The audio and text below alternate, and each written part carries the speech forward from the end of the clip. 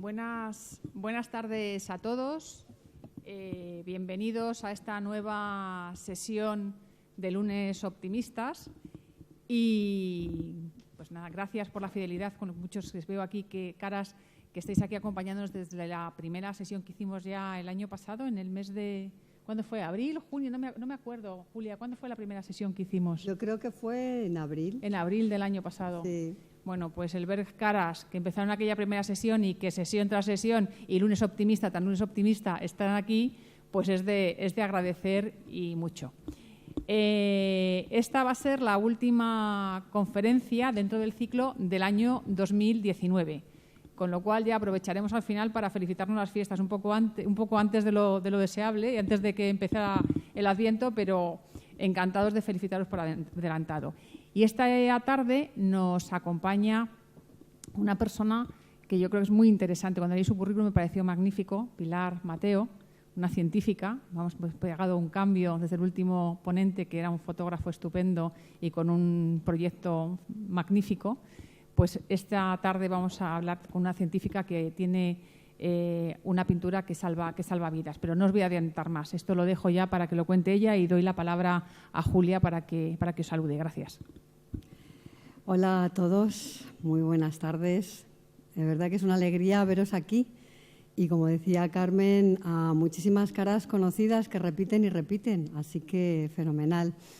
Hoy tenemos con nosotros a una persona muy especial.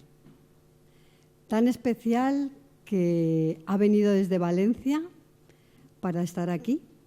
Y yo se lo agradezco de corazón, porque está súper liada. Ayer estaba en Sevilla, el otro día estaba en Teruel, el otro día en no sé dónde, hace poco en Uruguay, donde acaba de inaugurar en Paraguay, donde acaba de inaugurar una fábrica. ¿Es así? ¿Tú me corriges? Bueno, vamos, que no para. Ella es una de las 10 científicas españolas más importantes y se encuentra entre las 100 científicas internacionales del mundo más importantes. Tiene una historia detrás preciosa, porque ya aparte de ser una científica relevante, es una mujer extraordinaria y una buenísima persona. Tanto es así que hace muchísimos años la llamaron desde Bolivia y dejó todo, incluso a sus 2 hijos con sus padres, y se marchó porque allí la necesitaban. Necesitaban a alguien que solucionara un problema grande que todos ustedes van a entender dentro de un poquito. Pero aparte de esta introducción que yo estoy haciendo hoy, quiero que Marta Arteaga, que es la directora y la presentadora de un programa de radio maravilloso, de Radio Nacional de España, que se llama Con Voz Propia, que la entrevistó y le hizo un cuento del alma. Y yo creo que ese es el mayor, es la mejor manera de presentar a Pilar Mateo. Muchas gracias.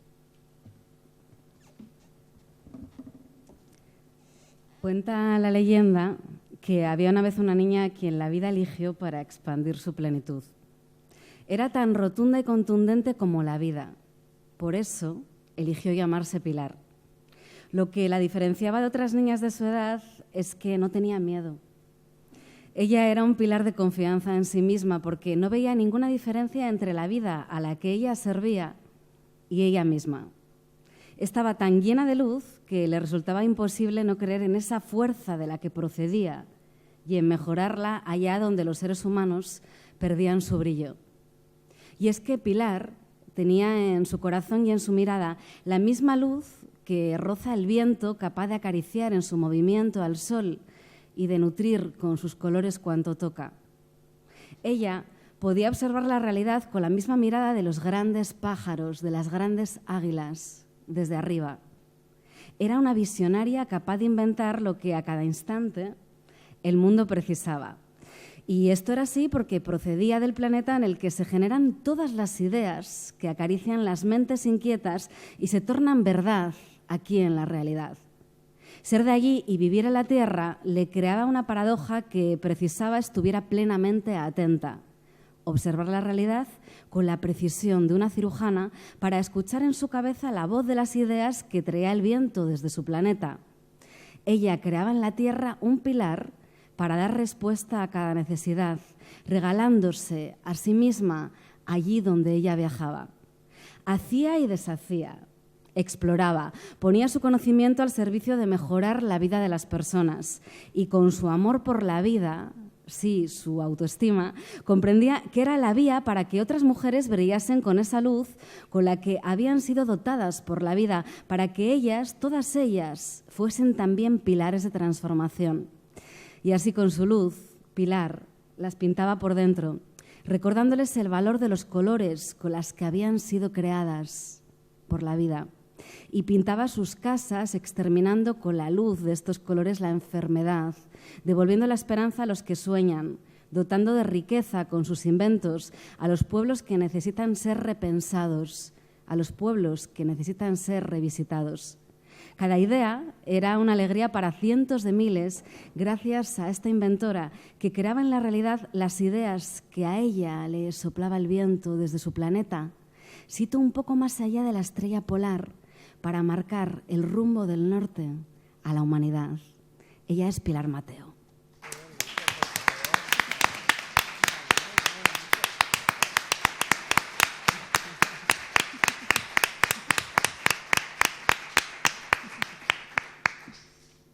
Yo no puedo hablar ahora, pero...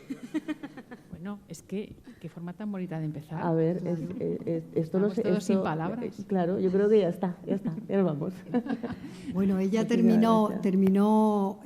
dijo una frase en los premios. Ella es Premio Optimista Comprometido con la Ciencia 2015 y acabó su discurso con una frase que yo nunca olvidaré, que siempre me resuena, y es que las enfermedades de la pobreza sí que pueden ser, ¿cómo era? Erradicadas, ¿no? O sea, que ya sí cree que se pueden erradicar todas las enfermedades que están relacionadas con la pobreza. Así que aquí la tienen, disfrútenla y nosotras nos bajamos. Muchísimas gracias. Un aplauso. Bueno, muchísimas gracias, Julia, Carmen, Marta. Qué bonito, ¿no? Qué bonito cuento, qué bonita historia, qué emocionante, ¿no? A Julia, pues darte las gracias, nos conocemos mucho tiempo. Es verdad que lo que ha dicho ella, que venir un lunes, víspera de Navidad, y personas que han repetido para ver a una matabichos, que realmente es a lo que me dedico. Tengo que decirle que la mayoría son matabichos, la mayoría no, todos de 6 patas como mínimo, que no hay de 2 patas de momento, que me dedique a ello, ¿no? Pero, bueno, pues sigue que se agradece mucho que hayan personas que puedan venir a estas tardes y este proyecto tan bonito que tiene Julia de los lunes optimistas, de su propio proyecto de Anoche tuve un sueño, que es maravilloso. Bueno, me habéis dicho cosas muy bonitas. La verdad es que nadie elige donde nace, es el azar. El azar me hizo nacer en Valencia, de un padre aragonés que ya no está aquí, por lo menos su presencia, tozudo, como aragonés que era, de una madre navarra que era fuerte y está conmigo. Y bueno, la globalización hizo en aquel momento de ser una hija de inmigrante de unas zonas deprimidas de España que vinieran a vivir a Valencia y que naciera con la creatividad valenciana. Pero ha sido el azar. Nadie me preguntó dónde iba a nacer, ni tampoco decidió nadie que el cerebro que tenía que tener. El azar hizo que naciera donde nací y que tuviera el cerebro que tengo para inventar. Dicen que soy científica. Hoy en día se habla mucho de visibilizar a las mujeres en la ciencia y se ven cada vez más mujeres, pero yo, más que científica, que lo soy porque soy doctora en químicas, me considero una persona inventora. Soy una inventora. He ido inventando cosas, soy una persona que si tuviera que declararme en ese mundo de los inventos sería sobre la ciencia de la observación de la realidad. Hay un problema, tiene que haber una solución. Es imposible que la ciencia no pueda dar soluciones a problemas a veces tan sencillos que dices, ¿por qué se han solucionado en una parte del planeta y en otra parte del planeta siguen sin solucionarse? Pero yo nací, como les he dicho, hija de migrantes. Mi padre, después de la Guerra Civil, era un niño que se fue a Valencia, posiblemente y seguro con muchísima ilusión, con pasión por hacer cosas, por salir adelante. Si llevaba en su maleta, seguramente sería ropa muy escasa y con algún agujero, con hambre, pero con mucha ilusión y mucha pasión y para salir adelante. En aquellas épocas no habían ONGs ni organizaciones que les decían lo que tenían que hacer ni apoyar, sino que salían adelante porque era un país donde se creía en las personas que tenían sueños. Esto a mí me marcó mucho, me ha marcado mucho la historia de mi familia, la historia del sacrificio, porque venir en aquel momento de un pueblecito de Teruel a Valencia era mucho más lejos que venir hoy en día de Bolivia, de otras partes del mundo, que puedes venir en avión y llegas más rápidamente que en aquellos momentos. Y es verdad que ese bagaje de mi padre a lo que se dedicó y lo que siempre me inculcó, pues ha sido muy importante en mi vida profesional. Yo hice la carrera de químicas, soy hija única y tal vez la influencia de mi casa cuando era más pequeña, pues bueno, cuando terminé la carrera miré con mi padre porque llegó a montar una fábrica de barnices para maderas después de todo su esfuerzo durante muchos años, pero eran maderas de muebles y sobre todo barnices de temas tradicionales para muebles, nada que ver con tecnologías avanzadas, pero sí que era una empresa pequeña, pero una empresa vinculada como digo, para los barnices para muebles. Cuando yo termino la carrera, pues pensaba que mi sitio estaba en la fábrica de mi padre y pensaba que iba a ser la directora general de la empresa de mi padre y con ese sueño que empecé en la carrera llegué a la fábrica de mi padre. Pero mi padre, cuando estaba con él, el primer día me dijo, pero ¿tú qué vienes aquí a tener un laboratorio y empezar mandando? Dice, no, tú vas a empezar como empecé yo, cargando garrafas y poniendo etiquetas. Así empecé, pero es verdad que eso me duró un mes, no me duró más tiempo. No vayan a pensar que me pasé 8 años poniendo etiquetas porque fue solamente un mes. Entonces había tenido la posibilidad de quedarme en la universidad para hacer un proyecto de investigación, lo que primero fue la tesina y posteriormente la tesis doctoral, y pensé que yo tenía que hacer algo para contribuir a la empresa de mi padre y que sirviera para algo. Entonces pensé que en lugar de trabajar en las pinturas me iba a especializar en los temas de las superficies y me especialicé en corrosión metálica y electroquímica aplicada. ¿Por qué? Porque hacer una pintura, hacer un barniz es muy sencillo. Utilizas buenos productos y al final sacas como hacer una mayonesa, que puedes tenerla en la casa más humilde, una buena mayonesa, o puedes tenerlo en un hotel de muchos tenedores. Pero lo importante no es si tú utilizas esos productos y están bien, vas a tener un buen producto, pero lo importante es saber si puede llevar huevo, si puede llevar aceite, si tiene colesterol, si no tiene, etcétera, etcétera. Entonces yo decidí especializarme en el tema de superficies y en corrosión metálica precisamente para desarrollar nuevas formulaciones que fuesen algo innovador y que pudiera aportarle como algo nuevo a la empresa de mi padre. Ya incluso desde mi propio proyecto de investigación, de mi tesis doctoral, hablaba de pinturas ecológicamente aceptables en el mundo de la corrosión. ¿Por qué? Porque siempre he sido una observadora desde los problemas que yo me iba encontrando y que tenía que buscar esas soluciones.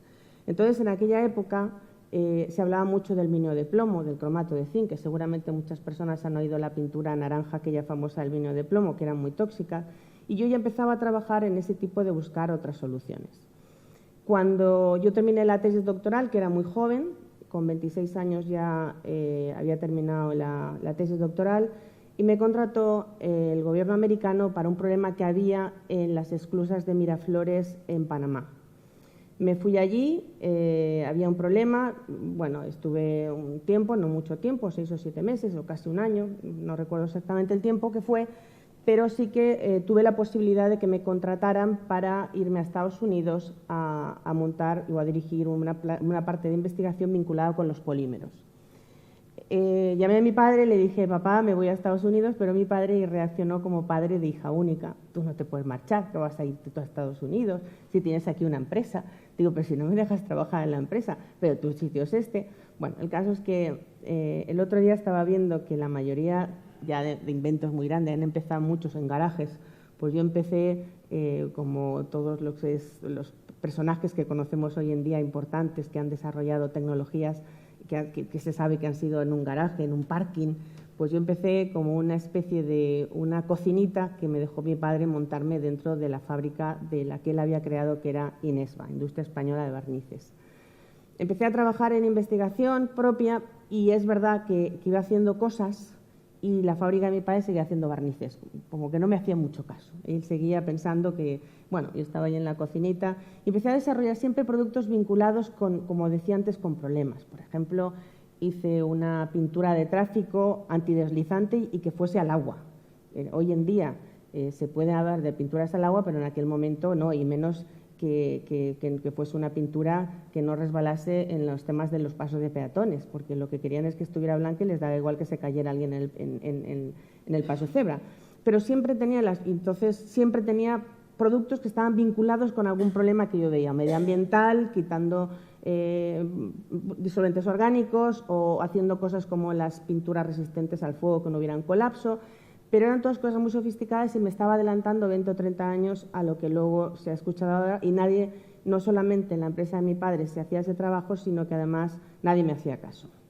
Siempre me han visto, bueno, pues como una loca de los inventos. Hoy en día siempre me gusta decir que me encanta que te digan que estás loca porque es posiblemente porque vas a hacer algo grande. Si te dicen que no haces nada grande porque estás haciendo las cosas que ya están hechas.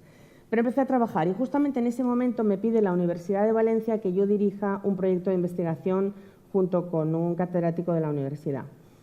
Yo, claro, muy joven y no sabía sobre qué dirigir mi trabajo de investigación para otra persona y justo cayó en mis manos algo providencial, cayó un periódico que decía que en Valencia se había cerrado un hospital porque había, para mí, bichos. Yo dentro de la química, era ingeniera química, y nunca había tocado el tema de la entomología, la biología, sino que era todo más vinculado con la ingeniería. Pero yo oí, han cerrado un hospital, un quirófano porque hay bichos, pues ya está, voy a hacer una pintura para los insectos. Y así fue el proyecto. Empecé a hacerla en el laboratorio, tenía casitas pequeñitas que montábamos, teníamos cucarachas, que yo las veía de lejos porque me daban mucho asco las cucarachas. Y se hizo el trabajo de investigación, se leyó el trabajo de investigación. Paralelamente, durante todo ese proceso, me dieron un premio de investigación de 3 millones de pesetas y con eso me pude empezar a montar un laboratorio con cromatografía, con espectrofotometría, con aparatos más sofisticados que yo podía hacer investigación más punta. Y en ese momento, bueno, pues se leyó la tesis y todo el trabajo fenomenal, como la mayoría de las tesis, y eso Carmen de la universidad sabrá que las tesis, la mayoría se presentan cuando te dan un sobresaliente cum laude, en aquel momento un cum laude o un apto cum laude, y todo fenomenal. Y como la mayoría también de muchos trabajos de investigación, que esos cum laude luego se meten en los cajones y no sirven para nada. Pero en aquel momento surgió, estaba yo toda contenta porque había dirigido un proyecto de investigación y justamente en esa misma época, por esa misma época, aparece que en Israel había un concurso que había un problema de corrosión en la refinería de Haifa. Y yo dije, pues me voy a presentar. Y pueden imaginarse pues que pensaban también que seguía estando loca. Entonces me fui a Israel, me fui a entrevistarme con las personas de la refinería de Haifa y, claro, se presentaban todas las grandes empresas, la DuPont, la DeBoe, y ahí estaba Pilar Mateo. Y me acuerdo que la primera pregunta que me hizo el señor que me hacía la entrevista, que qué diferencia había de mi tecnología con la tecnología de la DuBoe, de la DeBoe, DuPont, etcétera, etcétera. Y yo le contesté, ¿cuántos minutos tengo para hablar con usted? 15 minutos, ¿no? Pues en 15 minutos no le voy a hablar del resto, sino le voy a decir que no le voy a hablar de pinturas, le voy a hablar que tienen un problema, etcétera, etcétera, todo lo que era mi trabajo de investigación de electroquímica. El caso es que gané el concurso y me fui a vivir a Israel y estaba 2 semanas allí y 2 semanas aquí. Estando en Israel, que es algo que lo comento, me gusta comentarlo muchas veces, se enteran que de las cuadras de la princesa Noor de Jordania, se enteran de que yo había inventado una pintura para las moscas, para los insectos.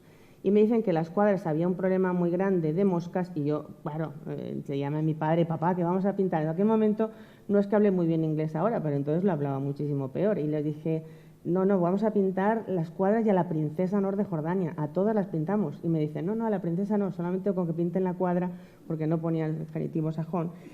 Y entonces, estando allí, pues toda contenta, y ¿qué pasó? Que a los 6 meses había más moscas que al principio. Y tengo que decirles, que me gusta siempre decirlo, que si alguna vez van a Jordania y ven un cartel grande con mi foto y una cruz roja se busca, es porque llené el país de moscas, no porque he hecho otra cosa. Y entonces me di cuenta que había hecho algo que estaba muy bien como trabajo de investigación en la universidad, pero que no funcionaba. Y no funcionaba porque luego incluso me han copiado empresas que se les ocurre, bueno, una pintura insecticida, tienes la pintura, metes el insecticida y en laboratorio funciona muy bien, pero que luego los temas no son como se ven, y hay que tener mucho cuidado y mucho respeto también al medio ambiente, y un tema también de un problema que hay importante de resistencias a los insecticidas en lugares sobre todo donde se ha hecho un abuso excesivo de insecticidas, y que por lo tanto hay que tener mucho cuidado. Entonces me lo empecé a tomar como un tema mío personal. Dije, tengo que hacer yo algo que funcione y que sea algo importante para que haya una liberación lenta, y empecé a trabajar en un tema de microencapsulación polimérica, que eso formaba parte realmente de mi trabajo de investigación. Me volví a adelantar 30 años o 20 años. 20 años. Me volví a encontrar de que yo estaba desarrollando una cosa que era de microcápsulas. Estamos hablando que dentro de la microcápsula era una forma de trabajar con un polímero. Para los que no están en el mundo de la química, un polímero es como un chicle, que no deja de ser un chicle, un polímero, pero un chicle tiene milímetros, y saben que cuando hace calor está más blandito, y cuando hace frío está más rígido, y eso es porque los polímeros son activos. Estamos hablando de un polímero, pero que era un polímero además en base a agua, y aparte que estamos hablando de tamaño de micras, es decir, que dentro de la microcápsula hablábamos de nanotecnología. Esto de hablar de nanotecnología hace 20 años era más que ciencia ficción. Hoy en día se empieza a hablar de nanotecnología, pero a la gente le costaba hablar de lo que estábamos hablando, del tamaño de partícula que yo estaba utilizando. Pero yo me acuerdo que le llamé a mi padre y le dije, papá, tenemos un gran producto, y en el año 96 tuve mi primera patente. Cuando tengo la primera patente, ya contento, porque le digo a mi padre, por fin tu hija va a hacer algo que te va a hacer millonario. Tengo que decirles que lo verán luego, mi padre casi murió arruinado por mi culpa, porque yo le dije, tenemos un producto que va a eliminar las cucarachas acaba de venir de una conferencia en Alemania y había mucho problema de cucarachas entonces, y pues mi padre, pues evidentemente contento, dijo, bueno, por fin mi hija va a hacer algo que vamos a poder hacer aquí en la empresa de mi padre. Y entonces, en aquel momento salió publicado la patente, y unos ingenieros de Argentina vinieron a hablar conmigo porque sabían que había desarrollado una tecnología que ellos pensaban que podía ser eficaz para una enfermedad que hay en América Latina que se llama el mal de Chagas, sobre todo en el sur de América, que lo transmite un chinche, que es de la familia de los triatominos, y que en toda la zona del sur de América le llaman la vinchuca. Cuando vino a hablar conmigo, que me decían que yo podía tener una tecnología en lo que era para Argentina, pues me fui a Argentina, y me fui con un proyecto y con gente del Gobierno de España para firmar un convenio y hacer un proyecto en Argentina, en la zona chagásica de Argentina, que es el norte, sobre todo la zona de Santiago del Estero, de La Rioja, Jujuy, toda esa zona de allí. Cuando yo estaba en Argentina, estaba en Buenos Aires, salieron todos los medios de comunicación, sobre todo las agencias internacionales, de que había una posibilidad para combatir el chinche que transmite el mal de Chagas. Estando esa noticia en Valencia, mi padre le llama otra vez la providencia, actuó porque había una persona que era el doctor Cleto Cáceres, que estaba leyendo que había una tecnología nueva que era española, que era de Valencia, y este chico, que es un doctor del Chaco boliviano, estaba aquí por una beca que había conseguido, que se iba a las 2 semanas de estar leyendo la noticia, y que había venido para ver qué productos podían haber para combatir ese chinche que estaba afectando a Bolivia, el Chaco boliviano. Cleto llama a mi padre y le dice, mire, quiero hablar con su hija porque soy de un mundo indígena, de un mundo de mucha necesidad, y mi padre me llama y me dice, oye, que aquí hay un chico que te habla de los indígenas, que el mal de que se mueren, y yo le digo, no te preocupes, que esto del mal de Chagas está muy guay. Yo estoy aquí en un hotel de 5 estrellas firmando un convenio con el senador, del presidente del Senado, pero que se espere. Volví a Valencia y el doctor Cleto Cáceres me esperó para hablar conmigo y me junté con él. Y el doctor Cleto Cáceres me dice, mi pueblo se muere, el 85% tenemos la enfermedad de Chagas, que estamos condenados a morir. Y me impactó mucho. Fue un momento importante en mi vida porque a mí en Argentina no me habían hablado de que se morían, de la persona que tenía la enfermedad de Chagas. Me hablaban de, como hablamos hoy en día, hablamos de la malaria, del Chagas, del dengue, del chikungunya, del Zika, pero hablamos como hablamos todos, ¿no? Bueno, pues está ahí. Pero me impresionó mucho y tomé la decisión de decirle a mi padre que yo me iba a Bolivia. Pero le dije, pero tú no te preocupes, papá, que yo en un mes, esto del Chagas es muy fácil y me vuelvo. Cleto Cáceres, que era del Chaco boliviano, del departamento de Santa Cruz, me dijo, estamos en Santa Cruz, el departamento petrolero, el del gas de Bolivia, la zona más rica, y yo pensé, pues bueno, pues si es una zona de petróleo, evidentemente esto será más fácil. Pero lo que no me dijo Cleto, que desde el aeropuerto hasta donde estaba el Chaco, donde vivían los indígenas guaraníes, habían casi 300 kilómetros y no habían carreteras.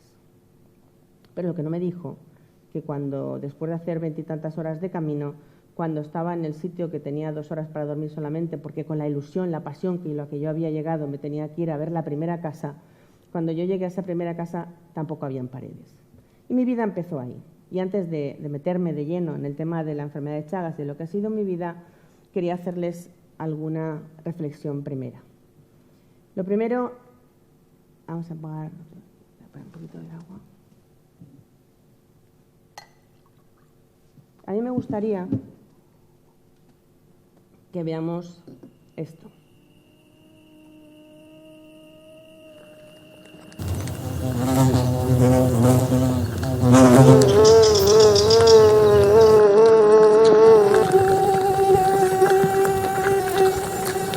Imagínense en verano, cuando estamos en nuestras casas, escuchando esto por la noche.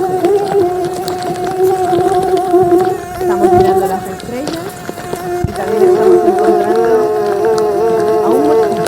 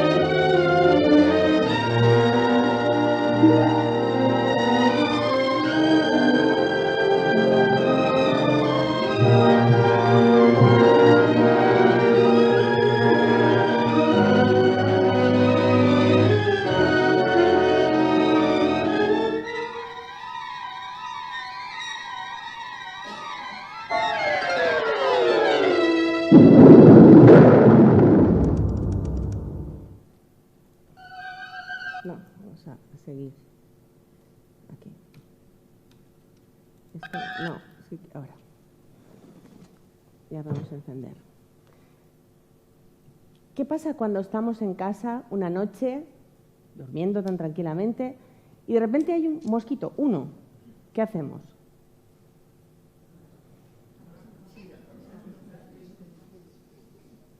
Nos ponemos nerviosos.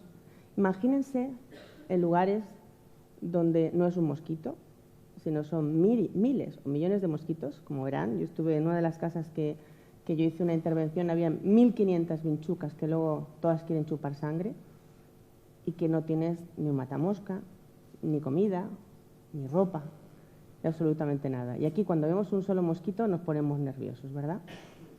Pero hay una realidad. Si nos fijamos aquí, es que es curioso, ¿no? Fíjense ustedes que las enfermedades que afectan a millones de personas y que mueren millones de personas anualmente están en el hemisferio sur. Curioso, ¿no?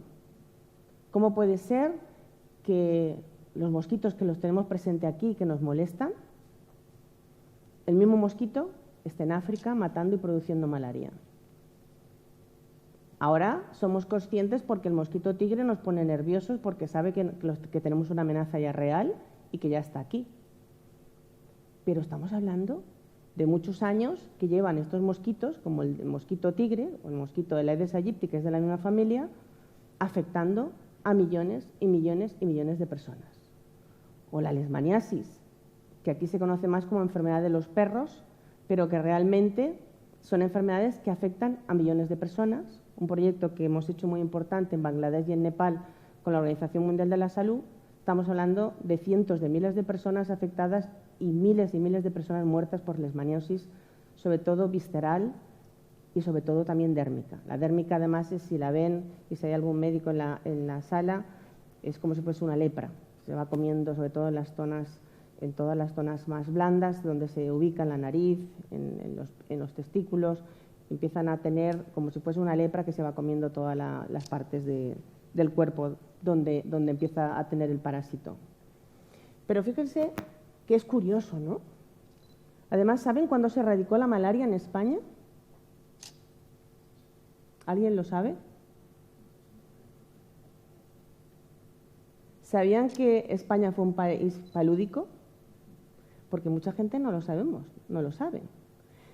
España era un país palúdico. España era un país donde en 1964 la Organización Mundial de la Salud salió publicando que España se había controlado la enfermedad. 1964, un país pobre. ¿Y cómo puede ser que España estuviera en esa época con malaria y se erradicase y sigamos todavía en la mitad del planeta con problemas de enfermedades que no se erradican?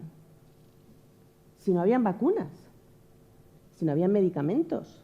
Ahora dicen que no hay medicamentos y que hay que inventar vacunas nuevas y que hacer tratamientos nuevos. ¿Y entonces? ¿Qué pasaba entonces? España era un país pobre, pero un país limpio. Y por lo tanto, la importancia de la educación en higiene y en salud, fundamental.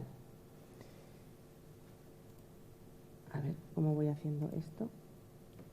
Ahora empiezan a ver la globalización de las enfermedades, porque viajamos, porque hay inmigración, vamos de aquí para allá, nosotros somos transmisores también de enfermedades y traemos también los mosquitos y vienen en los aviones mosquitos y cucarachas y otros insectos o en los barcos, como el mosquito tigre que se sabe que vino en neumáticos, o el picudo de la palmera que vino de unas palmeras que estaban en Egipto.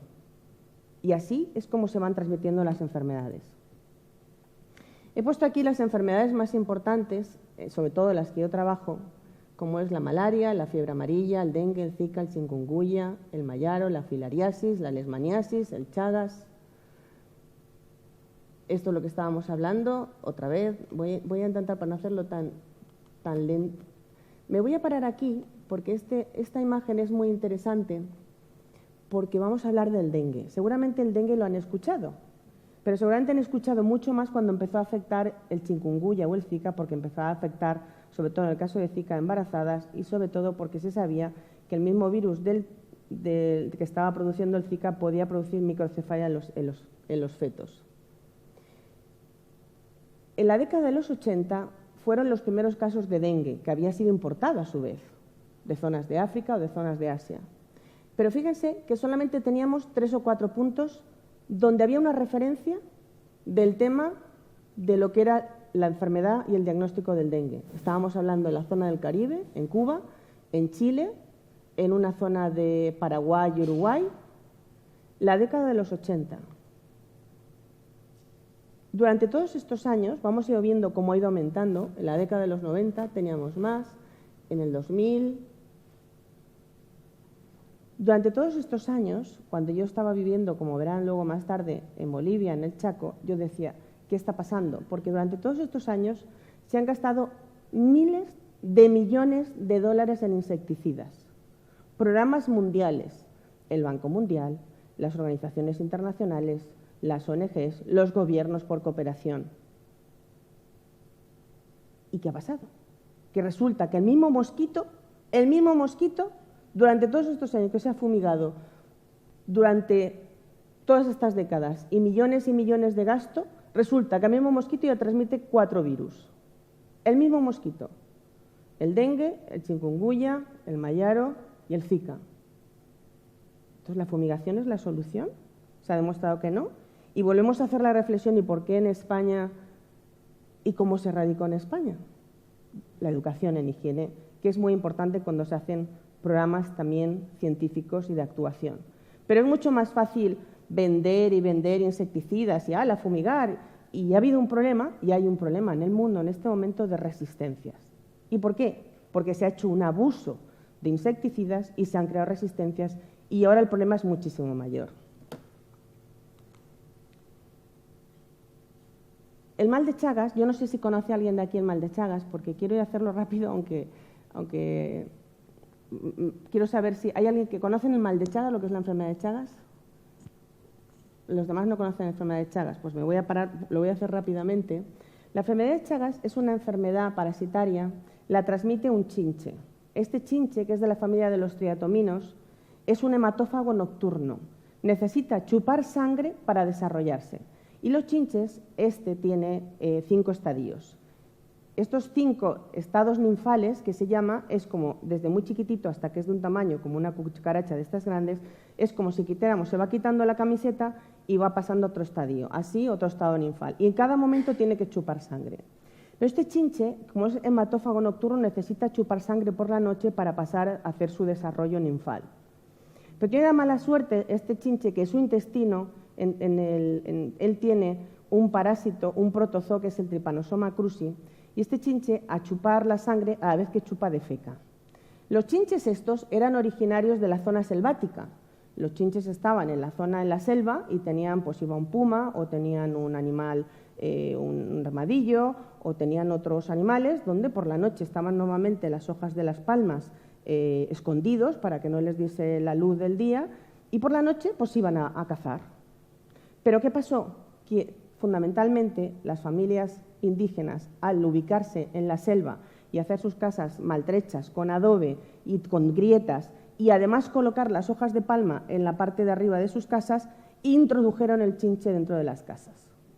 Entonces, al introducirlo dentro de las casas, pues el chinche dijo, ¿para qué me voy a ir yo a cazar si lo tengo aquí dentro? Y entonces, ¿qué pasó? Que empezaban a ver que tenían allí huéspedes, se iban por la noche, bajan por las paredes, tienen un vuelo muy corto, bajan por las paredes, ellos saben perfectamente cuando estás por tu respiración dormidos profundamente y van y te ponen a chupar sangre. Acordaros que antes he dicho que yo llegué contra una casa con 1.500 vinchucas que todas querían comer. Este chinche, al chupar la sangre, cuando chupa la sangre, defeca, como hemos dicho antes. Y cuando ha defecado, como te ha dormido, te ha anestesiado y el aguijón es muy fuerte, tú sin querer estás dormido, te rascas y sin querer te introduces el parásito a través de la sangre. Este parásito empieza ya a moverse por todo el cuerpo, le suelen llamar la enfermedad olvidada, la enfermedad invisible, porque no da la cara, a veces la da y otras veces tarda muchos años, y se ubica principalmente en el corazón, se ubica en el esófago o en el colon. En el corazón, ¿qué es lo que más se conoce? Es lo que produce cardiopatías. ¿Y qué es lo que pasa realmente? Que el parásito se pone en el corazón, tiene ahí su mundo perfecto para desarrollarse hasta que el corazón explota. Y la gente, estamos hablando, dicen de 7 millones, otros dicen de 15 millones, otros dicen de 20 millones de personas afectadas por el mal de Chagas. Realmente yo creo que no se sabe cuántas personas están infectadas de mal de Chagas, porque países como Bolivia, que durante muchos años la gente no estaba censada, difícilmente se puede saber el porcentaje real de personas que pueden tener esta enfermedad. Y esta enfermedad es una enfermedad clarísima de pobreza. Yo solamente les voy a poner 3 diapositivas y no me voy a parar en esto porque es más científico. Lo que yo hice fue crear una tecnología de microencapsulación donde en este caso de aquí era una pintura que le llamaban la pintura que salva vida, que es capaz de sacar las microcápsulas a través de un cuerpo grande como es la pintura y saliendo poco a poco y además que no sea nocivo para las personas. Esto era el proceso de microencapsulación, que no me voy a parar. Esto fue un momento muy importante para mí, que precisamente se hizo con la Universidad Complutense, que es que hace una semana estaba dando una conferencia allí, y aunque lo vean muy sofisticado, que tampoco me voy a parar desde el punto de vista científico, para mí fue un momento importantísimo porque era la forma de demostrar que había microcápsulas. Porque claro, cuando yo hace 20 años decía microcápsulas, ¿y qué es eso de la microcápsula? ¿Y cómo lo demuestro? Si es una pared, ¿cómo demuestro yo que existen esas microcápsulas? Entonces, y además, con esa parte cuadrada, que son los componentes de las cargas, de los carbonatos, del pigmento, lo que hace blanco, lo que cubre, lo que es la carga de la pintura, taponaba las microcápsulas. Pero al final se puede hacer un proyecto y ahí fue cuando se demostró realmente que había unas microcápsulas que tenían que salir a lo largo de las paredes. Pero yo fui en el año 98 por primera vez y, como les he dicho antes, había inventado una pintura que salvaba vidas y no habían paredes. Esta fue la primera casa que yo me encontré en el Chaco boliviano. ¿Y qué hacía yo? Resulta que era una científica que decían que iba a eliminar el mal de Chagas y que había inventado una pintura y no habían paredes para pintar. Era difícil. Pues, ¿qué hice? Lo primero que hice fue pensar, si hubiera sido química en la prehistoria, seguramente hubiera inventado algo, porque tengo mi genética, mi ADN va a los inventos. Entonces encontré una planta que tenía mucha resina, la cortaba en trocitos pequeños, le quitaba los pinchos, la dejaba macerar durante 48 horas y luego con lo que salía una resina de la planta, lo mezclaba con heces de burro y de vaca y con el barro y empecé a hacer un adobe compacto. Empezamos a trabajar así y esta fue, como les decía antes, el primer sitio, las carreteras donde yo vivía, las familias con las que yo vivía. Y les vuelvo a hacer la misma pregunta de antes. ¿Se creen realmente que el problema de las personas que hablan de enfermedades es realmente la propia enfermedad? ¿Se creen que las personas cuando están aquí, cuando hablar de la ciencia que investigamos, es que ni saben lo que es eso? Es que yo no le podía decir aquí a la gente que hay un congreso y que estadísticamente hay menos personas de Chagas. Es que eso no es verdad. Es que esto que dicen que las estadísticas van disminuyendo, es que es mentira. Porque estadísticamente sí que es verdad, porque hay muchas más personas. Pero al final la pobreza es un tema individual. Y el que sufre la enfermedad, el que sufre el hambre y el que sufre todo es personal. No te sirve que te hagan una publicación de estadísticas, una publicación de que el mal de Chagas se ha publicado, hay un congreso y vamos a sacar un medicamento. Quieren soluciones y soluciones rápidas. Y aquí empezó mi vida. Con el tema del mal de Chagas empezamos a hacer viviendas, empezamos a una movilización social y durante varios años tuve que hacer otras cosas porque tenía que saber que si la tecnología funcionaba para controlar el chinche del mal de Chagas. No podía yo llegar allí y saber yo personalmente si funcionaba o no funcionaba. Y en el año 2006 volví a Bolivia con la ilusión, con las ganas de decir, tengo una tecnología que funciona, yo sé que funciona y que vamos a controlar una enfermedad. Pero no pensé que iba a ser tan difícil, porque era difícil. Yo recuerdo que un día tuve la ocasión de cenar con la que entonces era la directora de la Organización Panamericana de la Salud, de la OPS, que era una argentina, que vivía en Washington, y me la presentaron. Y me dijo, Pilar, es muy importante que publiques. Y yo decía, si no tengo tiempo, yo tengo que hacer casa. Pero tienes que publicar, si no tu tecnología nunca va a ser importante. Vale. Entonces empecé con los equipos que iba manteniendo, como podía. Hicimos una publicación y la mandé. La mandé a Washington y me contestaron. Y me dijeron que yo no podía publicar porque lo había inventado yo. ¿Y qué hago yo? Resulta que me dicen que publique y publico y no me dejan publicar. Y resulta además que nadie viene a evaluarme y decían, no, es que...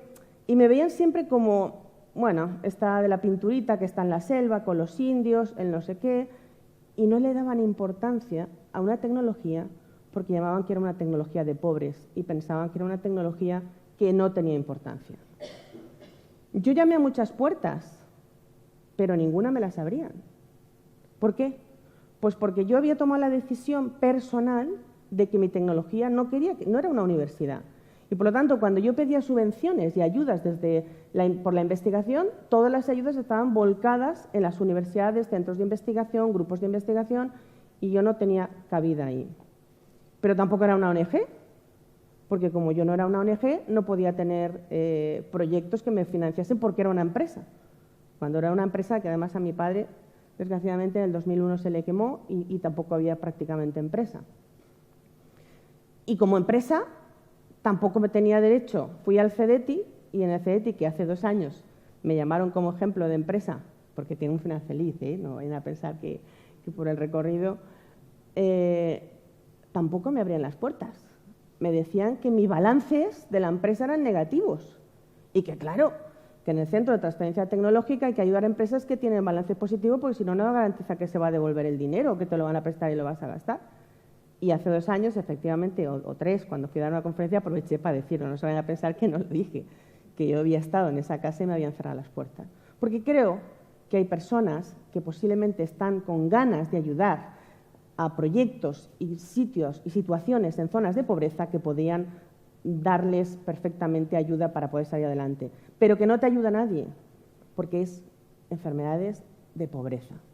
Eso sí, cuando estamos hablando de vacunas, cuando estamos hablando de medicamentos, eso ya es más glamuroso, porque el medicamento ya es algo glamuroso. Pero una pintura, un bicho, una cucaracha, un chinche, y era muy difícil. Entonces empecé a hacer viviendas, empecé a pensar que había que crear el movimiento de mujeres indígenas. Lo creamos, hoy en día funciona, es el MOMIN, el Movimiento de Mujeres Indígenas, soy la presidenta de ese movimiento, donde no teníamos recursos, pero había que movilizar a las mujeres. ¿Por qué?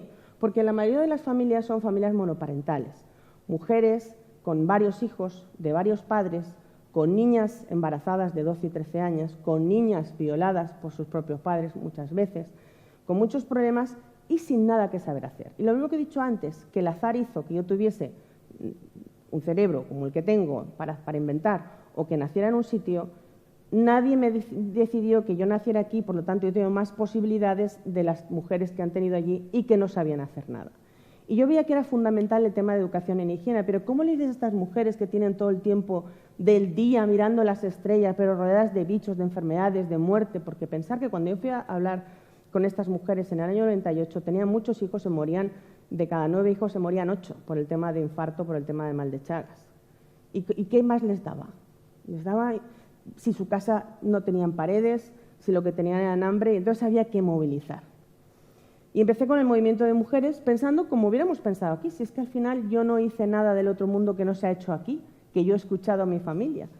Pues hacer una escuela de hostelería, una escuela de manicura y pedicura, una escuela de peluquería. Empezaron a hacer cosas porque al final también las mujeres quieren estar igual de guapas, igual de guapos, quieren todos perfectamente entrar en el juego como todos nosotros aquí. Y empezamos a hacer todo este movimiento.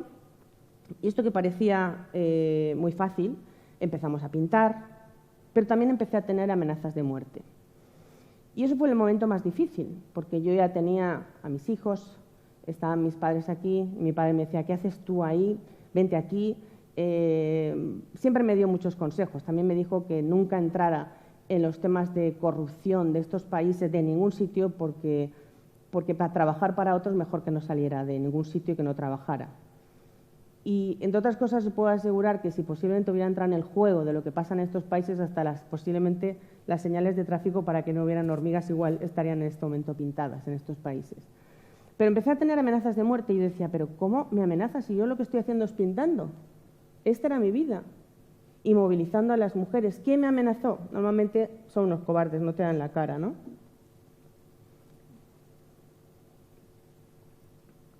Y yo me acuerdo que le decía a mi padre, papá, nuestra tecnología tiene que ser muy buena, porque la forma de quitarme del medio no es amenazándome. Además, ahí viene el carácter de mi madre, Navarra. Son duros.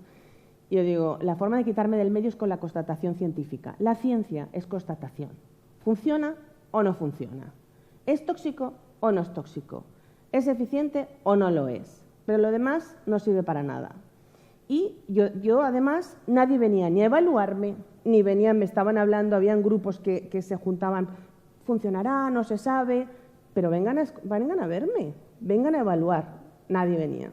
Tuve la suerte que al final hubo un gran científico del Fiocruz de Brasil, el doctor Giocarlo Pinto, que vino y fue la primera persona que dijo, esto es la vacuna de las casas. Empezaron a investigar también otros grupos, pero ya no de mal de Chagas, ni aparecía Pilar Mateo, que eran en África para el tema de malaria, con varias universidades, Instituto Pasteur, empezaron a trabajar en diferentes grupos de investigación, en diferentes enfermedades, pero ya no aparecía Pilar Mateo molestando con toda la historia que estaba moviendo allí. Pero yo mi vida ya estaba allí, mi vida ya, la familia guaraní formaban parte de mi vida, yo hablaba guaraní, estaba con los guaraníes y no podía dejarlos. Y donde estaban mis amenazas estaban allí, pero mientras tanto tenía amenazas también tenía mucha gente que me abrazaba. Por eso, ahora una de las cosas que yo me gusta decir mucho y que me gusta promover es la ciencia que abraza. Porque la ciencia tiene que escuchar, tiene que estar al lado del que sufre y tiene que abrazar. Porque el problema está ahí, que la ciencia desde un laboratorio salvará los problemas que tenemos aquí, pero los problemas que están en el hemisferio sur hay que actuar y rápido. Ya no podemos esperar 50 años que se solucione la malaria como se hizo aquí, hay que hacerlo rápido. Y así muchas cosas más. Entonces empecé a trabajar, empezaron a venir ya científicos por África, empezaron a conocerse la tecnología y mientras tanto yo estaba con mi brocha, con mi proyecto, con mi equipo en Bolivia, pues pintando la vida de salud. Esto era mi vida, tengo que decirles que al final conseguimos una organización que pudo presentar el proyecto para que se metieran a hacer viviendas y mientras tanto ya podíamos meter y evaluar la tecnología. Hicimos más de 20 y tantas mil casas pintadas, 7.000 casas construidas, empezamos a hacer autoconstrucción, empezamos a hacer miles de casas que se han hecho por el Chaco y lo importante ahora que es que tienen que entender, porque esta foto yo creo que es la clave de la realidad de lo que está pasando en el mundo desde el punto de vista de enfermedades y sobre todo de enfermedades vinculadas con insectos. Imagínense esta casa. ¿Creen que realmente el problema de una persona que vive en esta casa es el Chagas? ¿O la malaria? ¿O el dengue? ¿Creen que yo aquí en este sitio les interesan las publicaciones? ¿Los congresos? Porque además, cuando estamos hablando de las enfermedades, tenemos desde el punto de vista médico, la malaria, tenemos desde el punto de vista parasitario, los parasitólogos, los entomólogos para el bicho, las ONGs, el tema de agua, el tema de agricultura, el tema de ganadería, y cada uno va a su bola. Hay que empezar a hablar de planes estratégicos integrales que seamos capaces de establecer en cualquier parte del mundo.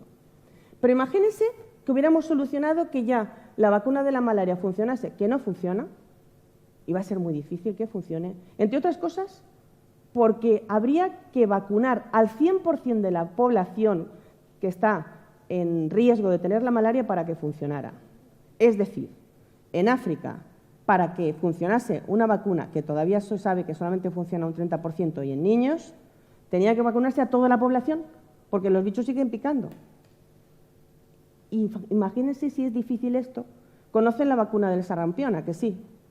Que es barata, no baratísima. Y mueren 300.000 niños al año por el sarampión. Por lo tanto, la vacuna no es la solución. Volvemos a repetir un tema: movilización social, higiene, actuación y vacunar las casas. Pero imagínense que hubiéramos conseguido tener la vacuna de la malaria. Por poner ejemplo, como podíamos hablar de otras enfermedades. Y resulta que en África, en un proyecto que hemos hecho muy importante en Costa de Marfil, de la mosca CC, la Trypanosomiasis africana, que afecta a las vacas. O debajo del cuerno de Somalia, donde está Somalia, tenemos otra enfermedad que es la teliriosis, transmitida por una garrapata que afecta al ganado de las ovejas y de las vacas.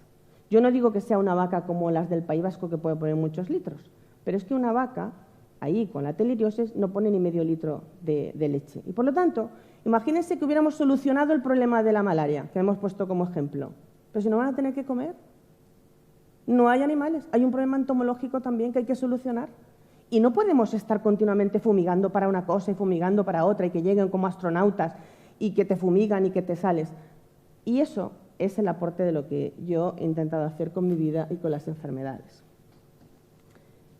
Y aquí empezó mi vida, con el movimiento de mujeres indígenas, donde empezamos a hacer un movimiento. ¿Y qué era el movimiento de mujeres indígenas?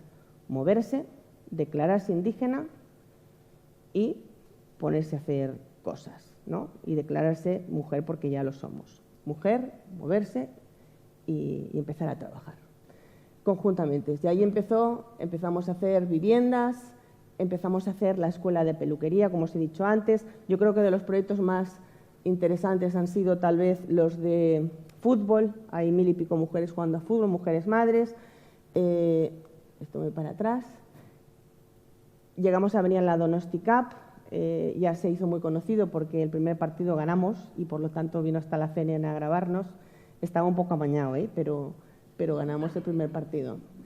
Y empezamos a hacer pues que se movieran y que empezaran a hacer, y les tengo que decir que todos los proyectos son sostenibles. Nosotros no hacemos nunca ningún proyecto que esté vinculado con dinero público, porque yo les convencí que teníamos que salir adelante. Hay un movimiento donde en España habrán 20 o 30 mujeres en Valencia, otro grupo en el País Vasco, que mandan muy poquito dinero para mantener el sueldo de una líder, porque la líder es fundamental.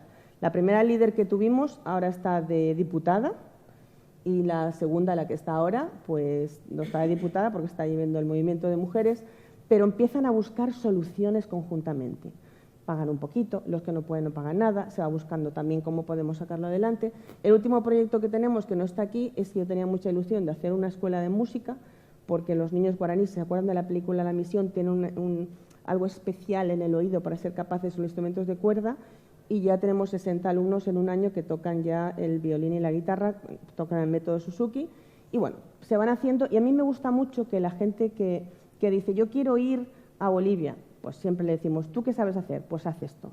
No hace falta que seas ni médico, ni químico, ni nada, hay que hacer lo que sabes hacer. Por eso también tenemos nuestro programa de radio, y por eso fue muy importante, no sé si estará aquí o estará en la anterior, a ver dónde está mi madre, dónde está, a ver dónde está por aquí, las recetas de la abuelita.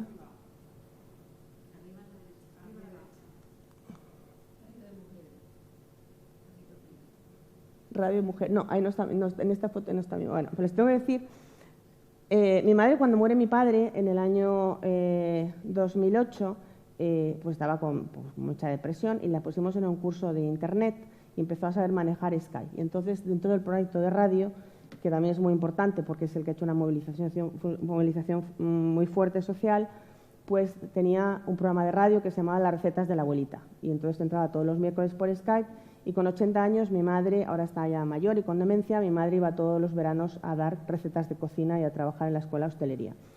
Lo importante ahí no fue mi madre para ella, sino fue ellas para mi madre, por lo importante que es entender el mundo desde dar y recibir y dar, con el conocimiento. Porque la única posibilidad que hay para que cambiar el mundo es el conocimiento puesto en acción y abrazar. Eso no me lo voy a quitar nunca de encima porque yo he visto lo importante que es cuando estás haciendo algo de la ciencia, de lo que sea, hay que estar siempre con un abrazo y transmitiendo energía.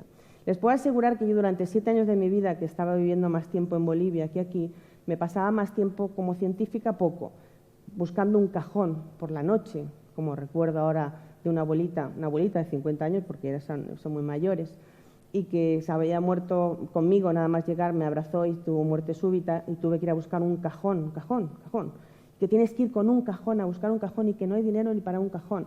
Y te pasas los problemas que os parece que para mí aquí, cuando me estaban hablando de un problema, lo veía todo súper raro, para ahí el problema que se pinchara un balón era un problema enorme, el problema que peleaban 2 mujeres era un problema y mi vida se quedó muy estancada mucho tiempo ahí.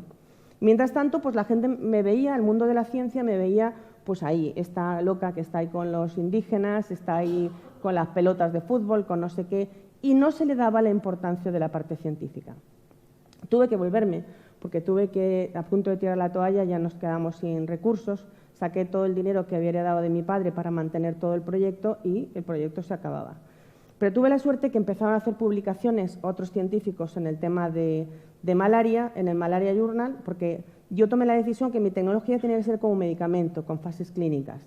Y esto quiere decir, no es que eliminas al insecto, sino que lo hace es ver que reduces el problema de la enfermedad. Y eso es tiempo. El insecto lo puedes ver enseguida que no lo tienes, pero que ha afectado para que haya menos enfermos, tiene que ser tiempo. Y además tenían que haberlos científicos de muchas partes del mundo. Entonces tuve la suerte que en África un empresario de Ghana dijera, oye, es una persona que tiene muchos recursos, que vive en Ghana, y que me dijo, Pilar, yo quiero tu tecnología y vamos a montar una fábrica en Ghana. Ese fue el momento más importante en el que ya había una luz que podíamos hacer un proyecto de tecnología de fabricación en África. Se montó la fábrica, se empezó a montar la fábrica en Ghana, una fábrica muy espectacular, es una fábrica de una inversión de muchos millones, pero mientras estaba la fábrica en Ghana, yo tenía que montar aquí un centro de investigación y un centro de microencapsulación para poder suministrar las microcápsulas a Ghana. Y entonces tuve que hacer una ampliación de capital, donde yo mantengo la mayoría, pero tuvo que entrar también en el accionariado y metí también a este señor que puso los recursos, y con los recursos se puede montar el centro de microencapsulación, que son todos robots, de tal manera que nadie manipula ningún tipo de biocida, ningún producto. Esto permitió que en este momento tengamos, que es un momento muy importante, la fábrica de Ghana, que es esta, el centro de investigación, el centro de producción de microcápsulas. Acabamos de inaugurar una fábrica en Paraguay hace tan solo un mes o mes y medio, y en este momento tenemos 7 familias de patentes alrededor de unos 150 países. Y lo interesante, lo importante para mí en este momento, que no solamente estamos salvando vidas, sino estamos generando empleo. Porque al final lo que necesitan estos países también es empleo y salir adelante. Entonces, mi tecnología, pues en este momento lo que más ilusión me hace, evidentemente, es que no estamos hablando de una tecnología solamente que salva vidas desde el punto de vista de la salud, sino también desde el punto de vista de la generación de empleo. Además, con inversores, de personas de recursos que invierten para que también hayan soluciones para enfermedades de pobreza. Porque afecta a todos, a ricos y a pobres, porque el mosquito no sabe distinguir. Y ha sido importante cuando han empezado a haber enfermedades que podía afectar a todos y que saben que se hacen planes estratégicos a todo el mundo, o las enfermedades nunca se van a acabar. Y bueno, en este momento también en enero y febrero o marzo inauguró 2 fábricas en Nigeria, y estamos ahora con proyectos de enfermedades con la Organización Mundial de la Salud. Tenemos 22 proyectos activos muy importantes europeos. También estamos con la OMS en Bangladesh y en Nepal. Hemos hecho el de leishmaniasis, que decía al principio. Estamos con proyectos de diferentes enfermedades, tanto veterinarias como enfermedades también en humanos. Y fue un momento también muy importante, hace 5 o 6 años, cuando vino por primera vez una multinacional a decir que necesitaba mi tecnología. En España, mi distribuidor es Bayer. Normalmente suele ser al revés, que yo hablara de que yo soy la distribuidora de una multinacional y no al revés. Y en este momento también estamos microencapsulando moléculas a multinacionales, porque el problema que ha habido de resistencia, hay un problema de insecticidas a nivel mundial, que hay que darle vida. Hay que darle vida, y aparte que no sean nocivos, y es un problema muy grave. Y entonces en este momento estamos con proyectos también importantes, y fíjense el cambio que ha sido. Por eso le decía en un momento de la conferencia que hay un final feliz. Esto es mi vida en África. Y esto me paró también porque no deja de ser para mí muy bonito, y ya prácticamente ya no les voy a aburrir más tiempo, porque cuando salió la fábrica de Ghana, yo pensé, bueno, si para mí es tan importante la educación en higiene, pero aunque yo viviera 400 años, no da 7 años de mi vida estar en cada punto donde hay un problema, pues tendré que hacer otra cosa. Y entonces dije, sí, pues voy a montar una productora de cine. ¿Para qué? Para hacer telenovelas. ¿Por qué? Porque la telenovela, ya puedes buscar el sitio más deprimido de la tierra, que allí ves una televisión, aunque sea blanco y negro, con un enchufe de alambre, a ver si puede ver todo un grupo de gente ver la telenovela. ¿Y por qué los insectos nos hacen hermanos de sangre? Pican a un rico, a un pobre, a un musulmán, a un judío, a un cristiano, a un negro, a un blanco, y ahí empezó la historia. Entonces, ¿qué hice? Valencia en ese momento se cerró Canal No, y había no solamente Canal No, afectó a todo el audiovisual, y pensé que era un momento de ayudar a gente también que podía montarlo con gente muy buena de Valencia, porque evidentemente ni soy Don Quijote ni lo puedo hacer todo, puedo tener la idea, pero hace falta de gente que sabe de este tema. Y entonces hablé con un gran amigo que había hecho además el director de un documental que habían hecho de cine de mi vida, y le dije, oye, ¿por qué no montamos la productora para hacer telenovelas? Como yo estaba por África, por Nigeria, por Ghana, me fui a hablar a Nollywood. Nollywood es Nigeria, igual que está Bollywood en la India, en África está Nollywood en Nigeria. Y cuando estaba negociando en Nollywood para hacer la primera telenovela, me llamó, tuvimos la suerte de conocer al canal Historia y que nos dijera la posibilidad de hacer una serie de televisión que dábamos la vuelta al mundo buscando enfermedades y buscando soluciones. Aparcamos en ese momento, porque creí que era también muy importante, lo del tema de la telenovela. Ahora estamos ya otra vez con guionistas en Colombia y para varias cosas que tenemos pendiente, que tenemos que hacer. Es una empresa social, Y bueno, pues lo que les voy a poner ahora es que dando esa vuelta al mundo me permitió, en un espacio relativamente corto de tiempo, a lo largo de un año, dar la vuelta al mundo, como he dicho antes, buscando enfermedades y buscando soluciones. Pero es que además es la misma historia. Da lo mismo que estemos en África, en América, en India, las enfermedades son enfermedades de pobreza y hay que actuar. Y estamos llamados todos a cambiar las cosas. No es un tema solamente de la ciencia, de una brocha de pintura y de un bote de pintura. Cada uno de nosotros, con lo que sabemos hacer, tenemos que cambiar las cosas. Y haciendo esa serie, hicimos la serie, nos pilló el ébola en Monrovia. Estábamos en Monrovia y estábamos aquí en España, todo el mundo preocupado porque se había afectado una enfermera, porque había venido un expatriado de África que no tenía que haber venido, porque era potencialmente la posibilidad de contraer la enfermedad, pero todo el mundo estaba preocupado porque creía que nos íbamos a morir todo el mundo. Y yo, verán que estaba paseando con el jefe de logística de los muertos, donde habían miles de muertos en tan solo 2 semanas. Eso sí que era un verdadero problema. Pero se cortó. Se cortó la enfermedad del ébola. ¿Y cómo se cortó? Si no habían vacunas ni había medicamento. Y todavía ahora nos están diciendo que si hay una posibilidad de vacuna, pero lo que no nos están diciendo de verdad es que en Congo, en estos últimos meses, han habido miles de muertos por el ébola. ¿Por qué? Porque no había afectado a nadie, ni de España ni de Estados Unidos, como los casos que hubieron en aquel momento.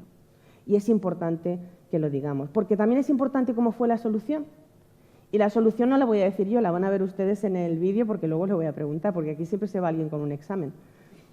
Entonces, si quieres, vamos a ver la promo de la serie de televisión. Fueron 6 capítulos y vamos a pasar para que vean la promo y lo que fue la vuelta al mundo de buscando enfermedades, buscando soluciones, y que la serie se llama Microasesinos.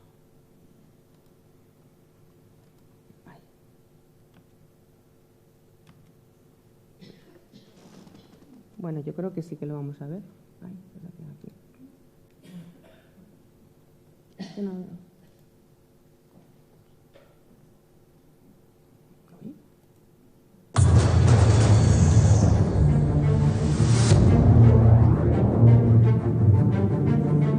Creemos que vivimos en una burbuja, que estamos salvados, ¿no? Me doy cuenta que es justo lo contrario. Estamos todos demasiado conectados. Estamos hablando de organismos que llevan aquí muchos millones de años antes de la aparición de la humanidad.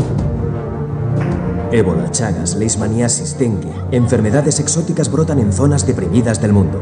Todo el mundo entendió que acceso al agua potable y al saneamiento eran como cuestiones absolutamente básicas y fundamentales. Y la prueba, ahí está. Pero, ¿están realmente tan lejos de nosotros? ¿Pueden estas enfermedades pasar de los animales a las personas?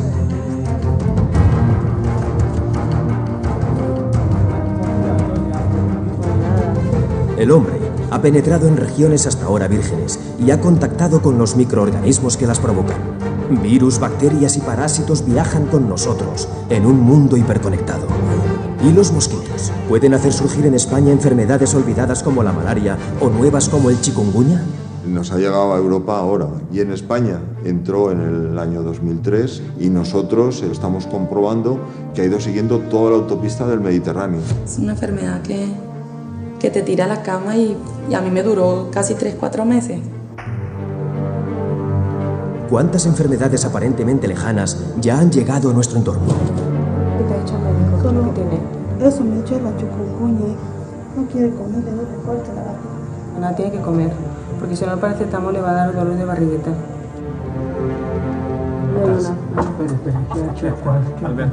Esa también además ha chupado sangre, sí, porque se ve todo color rojo. A mí me explicaron que esa enfermedad pues ya no tenía solución. Pues por ejemplo la mía ya está en el corazón, ya me está comiendo las paredes del corazón. Entonces no hay nada que hacer, esperar. Y me punza como si estuviera punzando un cuchillo. Algunos pueden salir del cuadro, otros lamentablemente llegan a fallecer. Si tengo chaga me voy a caer, yo digo, ¿y cómo lo voy a dejar a mi hijo? Al hacer la picadura defeca, inocula el trypanosoma. ¿Cómo estás? Empiezan a ocultar los cuerpos y enterrarlos en secreto. Empezó a vomitar y la paciente falló a la mañana. El protocolo es no tocar. Confirmado, es verdad que es ébola. El pánico que se generó en la ciudad de Madrid fue impresionante. Virus como el ébola recorren el mundo en tan solo unas horas. Otros, como el de la gripe, mutan constantemente. Mosquitos transmisores como el anófeles ya están entre nosotros.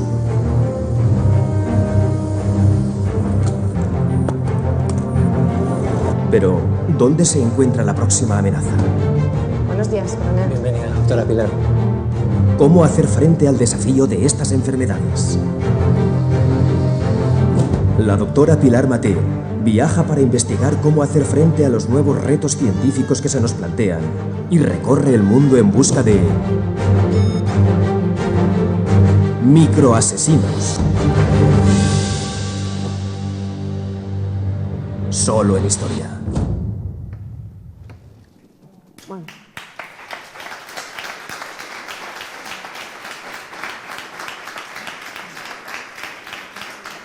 Bueno, pues les podría decir, supongo, ¿lo han visto? ¿Cuál ha sido el secreto de cómo se cortó el ébola en Monrovia y en África? ¿Alguien lo ha visto? Marta. ¿Alguien lo ha visto seguro? ¿No? Bueno, cuando estoy paseando con el jefe de logística de los muertos, yo me estoy saludando con el brazo. Y aparte, yo estoy lavándome cada vez que entraba con la mano, que nos lavamos con hipoclorito sódico con lejía al 0,5%. Higiene. Higiene. E higiene. Por eso, una de las cosas que dice un guaraní que grabamos cuando dice me punza el corazón, pero porque podemos hacerlo. Claro que podemos y claro que lo vamos a hacer. Y yo, como no me gusta que nadie se vaya desanimado ni triste, me gusta mucho que la gente se vaya, como he empezado, diciendo que me gusta la ciencia que abraza.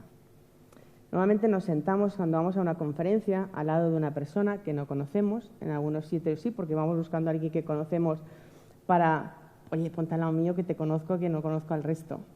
Pero yo creo que vale la pena, que hay que cambiar las cosas, que hay que levantarse, que hay que abrazarse y que voy a poner un vídeo para que se pongan a cantar, porque también hay que cantar con lo que es la historia de mi vida, pero que se vayan con las ganas de decir yo puedo hacerlo, yo lo voy a hacer con mi conocimiento.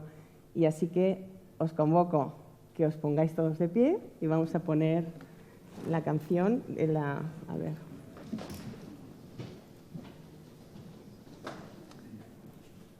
Ahora, ¿cómo va esto? A ver.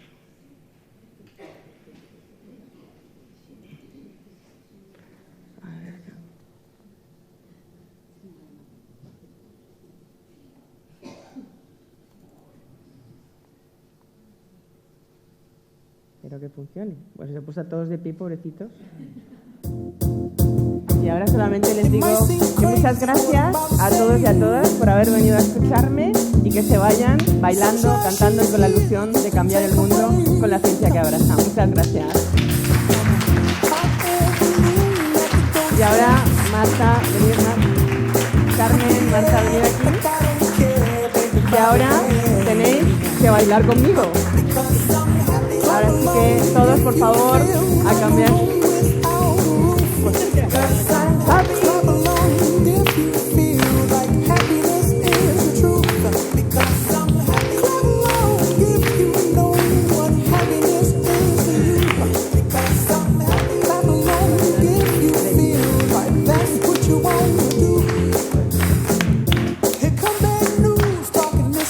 Venga, no se desanimen, porque aquí el secreto es en cambiar las cosas.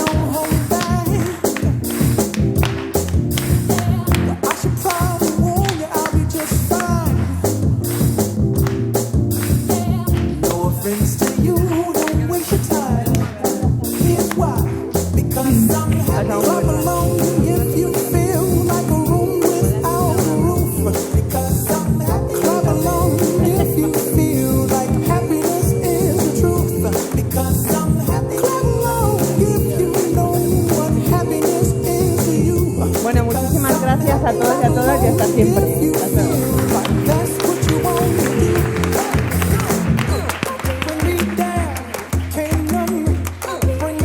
Antes de que se vayan todos, daros las gracias por estar aquí. Yo tengo que decir que decías que te decía una indígena que le punzaba el corazón. A mí me punza después de todo lo que he visto, de todo lo que me has contado. Me quedo con muchísimas cosas, sobre todo porque esta universidad